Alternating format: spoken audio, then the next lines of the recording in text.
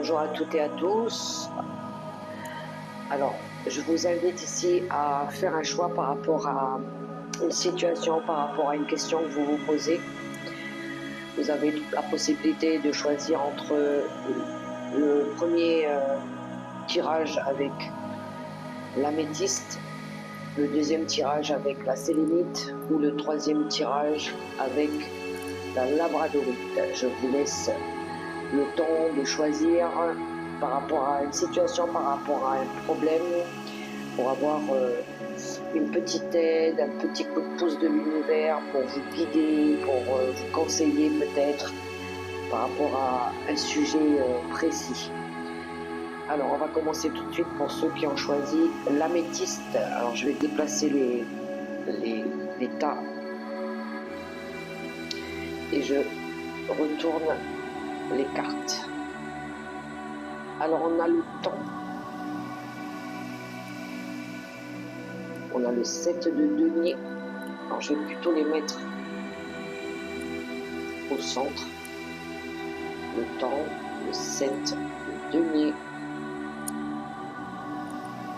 l'as de denier et le 9 d'épée. On voit toutes les cartes, oui. Alors, pour le premier tirage avec l'améthyste, alors ça nous parle de temps, d'événements proches. Pour certains, peut-être qu'il est peut-être temps, ou peut-être avez-vous aussi dépensé beaucoup d'énergie pour créer un projet ou une relation, et peut-être que là, vous réalisez que tout cela ne se passe pas comme vous l'auriez peut-être souhaité, ou peut-être comme vous l'auriez voulu, parce qu'on voit qu'avec le 9 d'épée, vous doutez de la situation, vous doutez de la personne. Vous pourriez peut-être même vous interroger sur vos propres valeurs ou les valeurs de la personne en face de vous, ou d'avoir peur d'aller voir la vérité en face, vos peurs les plus sombres concernant l'amour, la remise en question par rapport à votre couple, par rapport à la relation, par rapport à l'amour que vous portez ou celle que on peut vous donner. Il y a une grosse remise en question par rapport à ça. Il y a quelque chose qui pourrait troubler votre cœur. Là, vous devez définir le vrai du faux et écouter votre cœur, votre intuition, vos ressentis. Parce qu'au fond de vous, vous savez, c'est comme si quand vous interpellez, quand vous montrez peut-être, s'il y a quelque chose qui s'est réveillé, qui vous a amené à l'état du 9 d'épée, justement à avoir peur peut-être de s'engager, d'aller vers, c'est peut-être parce que justement il y a une notion de remise en question. Voilà. Donc Chronos, c'est aussi lié à des choses qui se sont passées récemment. Ça peut être peut-être un conflit qu'il y a eu,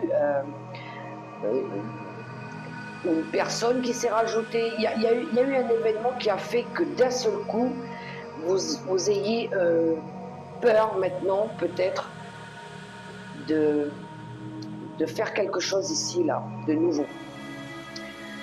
Voilà pour le premier tirage avec ceux qui ont choisi l'améthyste. Alors je tire les cartes et on va aller voir pour ceux qui ont choisi la sélénite. Je place la sélénite ici. Et nous avons Chiron. Chiron qui nous parle de soigner, qui nous parle de la santé, qui nous parle de guérisseur, de guérir de quelque chose. Alors nous avons l'ermite, le 5 d'épée et la tour. Bon, ça va bouger. Je pense qu'il y a une réévaluation pour certains. Alors, dans ce tirage, vous cherchez à guérir parce que l'ermite, lui, il cherche. Il cherche à comprendre, il cherche il cherche peut-être à refaire, pourquoi pas.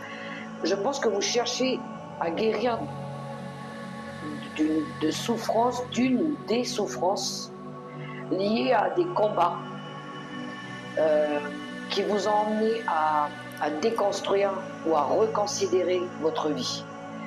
Le 5 d'épée peut représenter des conflits avec des personnes qui vous ont peut-être trahi, qui vous ont fait du mal, qui se sont moqués de vous, des personnes qui vous ont emmené à peut-être plus faire confiance aussi, des personnes qui vous ont peut-être porté des jugements. Mais c'est-à-dire que là, vous allez remanier la chose différemment. Vous allez, pour certaines personnes, peut-être il a fallu aussi se détacher de certaines relations ou un travail. Ou pourquoi pas, pour certains, d'avoir travaillé sur l'ego, sur l'intérêt personnel, qui a sa place, qui fait quoi, sur le côté un petit peu autoritaire, le mauvais jugement. Peut-être qu'il a fallu travailler aussi sur ça, sur vos parts d'ombre. Il a fallu peut-être accepter aussi des choses. Mais le but étant, avec le 5 d'épée aussi, c'est que chacun, c'est un combat qu'il va falloir équilibrer. Que chacun y trouve son harmonie au bout du compte.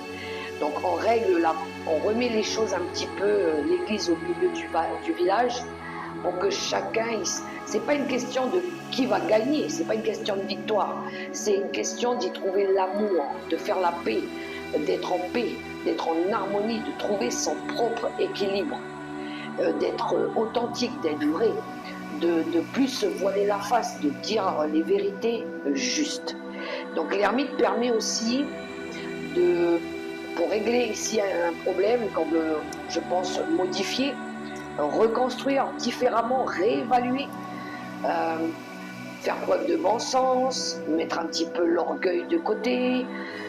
Je pense qu'ici l'ermite il cherche aussi d'abord à trouver les bons mots, les bonnes expressions, la bonne attitude pour pouvoir ici résoudre des problématiques.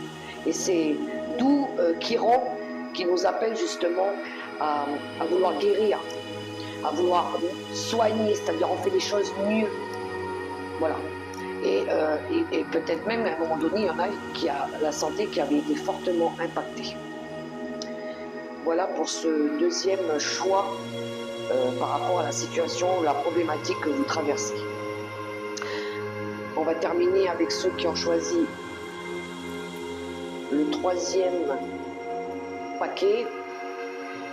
Et nous avons la carte de l'été. L'été qui peut représenter la saison de l'été. On a le chariot, le pape et la stabilité, le 4 de bâton. Alors, on cherche ici, à mon avis, à ramener...